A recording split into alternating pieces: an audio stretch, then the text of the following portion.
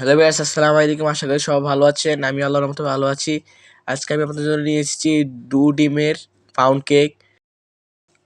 দেখতে যেমন সুন্দর হয়েছে, খেতেও ঠিক তেমনই হয়েছে। তো চলুন কথা না বেরিয়ে শুরু করা যাক। কেকটি আমার অর্ডারে ছিল, তো আমি কেকটিকে কিভাবে অর্ডারের জন্য প্রস্তুত করেছি আচ্ছা সেই ভিডিওতে তাই দেখাবো। তো চলুন শুরু করা যাক। তো এই জন্য একটি বাটিতে নিয়ে নিচ্ছি দুটো ডিম, এবার বিটার দিয়ে ভালো মতন বিট করে নিব। আলহামদুলিল্লাহ, আজকে আমার 3-4টা কেকের অর্ডার ছিল, জন্য আমি বিটারে কাটা ধোয়ারও সুযোগ পাইনি।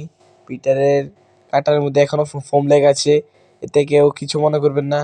আমি এখানে 1 কাপ চিনি গুঁড়ো ব্যবহার করেছি।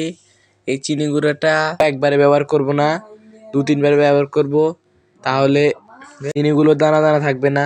আস্তে আস্তে অল্প অল্প করে দিয়ে ভালো মতন বিট করব, এতে করে কেকের ডোটা খুব ভালো হবে। দেখতে পাচ্ছেন ডিম ও চিনির মিশ্রণটি ঠিক এমন হয়েছে। এবার আস্তে আস্তে সবগুলো শুকনো উপকরণ ব্যবহার করছি। এবারে আমি এখানে দিয়ে দিচ্ছি 1 কাপ পরিমাণ ময়দা। এখানে আমি প্রথমবারে আধা কাপ দিয়ে দিচ্ছি এবং দ্বিতীয়বারে বাকি আধা কাপ দিব। এখন একটি হ্যান্ড উইচের সাহায্যে ডিম, ময়দা ও চিনি মিশ্রণটি একসঙ্গে ভালো মতন মিশিয়ে নিব। দেখতে পাচ্ছেন মিশানো হয়ে গেছে। এবার দিয়ে দিচ্ছি 1 চা চামচ পরিমাণ সয়াবিন তেল,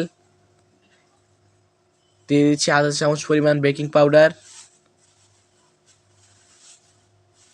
দিয়ে দিচ্ছি সামান্য পরিমাণ বেকিং সোডা,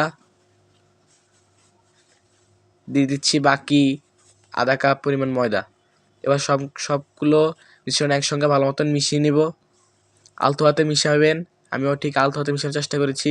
এক দিক দিয়ে ঘুরাবেন, 2-3 দিক ব্যবহার করা যাবে না, এতে করে কিন্তু কেকের ডোটি নষ্ট হয়ে যাবে। এখানে আমি দুধ ব্যবহার করেছি প্রায় আধা কাপের একটু কম। এবার ভালো মতন সব কিছু একসঙ্গে মিশিয়ে নিব। দেখতে পাচ্ছেন আমার মিশানো কিন্তু হয়ে গিয়েছে। ডোয়ের ঘনত্বটি কেমন হয়েছে। এবার একটা লম্বা একটি মোল্টে নিচে বেকিং পেপার দিয়ে তার মধ্যে আমি ডোটা দিয়ে দিচ্ছি। আমি বেকিং পেপারের উপর তেল ব্রাশ করে নিয়েছি, আপনারা তেল ব্রাশ করে নেবেন। তেল ব্রাশ না করে নিলে কিন্তু কেক বেক হওয়ার পর কাগজ উঠাতে পারবেন না। কেকের ডো দেওয়া শেষ, এবার 2-3 বার ট্যাপ করে নেব। এবার একটি টুথপিকের সাহায্যে চারপাশ থেকে একদম ঘুটিয়ে দেবো, যাতে ভিতরে থাকা বাবলগুলো ফুটে যায়। এবার চলে যাচ্ছি চুলায়। এখানে 5 মিনিট থেকে প্রিহিট করে রাখা একটি পাতিলের মধ্যে স্ট্যান্ড বসিয়ে তার উপর আমি কেকের মোল্ডটি দিয়ে দিচ্ছি। এবার দিয়ে দিচ্ছি ঢাকনা দিয়ে ঢেকে বেক করব প্রায় 40 মিনিটের মতন। 10 মিনিট পর আমি চুলা থেকে উল্টিয়ে দিয়ে দিচ্ছি কিছু ক্রিম। দেখার সৌন্দর্যের জন্য ক্রিমটা ব্যবহার করছি, আপনারা চাইলে নাও ব্যবহার করতে পারেন। যেহেতু আমার ডেলিভারি কেক একটি সৌন্দর্য দরকারি হয়, সেজন্য আমি ক্রিমটি ব্যবহার করেছি, আপনারা চাইলে ব্যবহার নাও করতে পারেন। এবার ঢাকনা দিয়ে ঢেকে রেখে দিব আরও 30 মিনিটের জন্য। 30 মিনিট পর দেখতে পাচ্ছেন মাশাআল্লাহ কতটা সুন্দর হয়েছে। এবার আমি এখানে কিছু স্প্রিং বল দিয়ে আরও 5 মিনিটের মতো ঢাকনা দিয়ে ঢেকে বেক করে নিব। 5 মিনিট পর দেখতে পাচ্ছেন টুথপিকের সাথে দেখিয়ে দিচ্ছি কেকটা কিন্তু সম্পূর্ণ হয়ে গিয়েছে। এবার মোল্ড আউট করে নিব।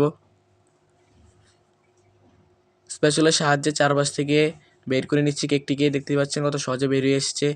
এবার কেক থেকে কাগজ সরিয়ে নিচ্ছি। এবার পিস পিস করে কেটে নেব।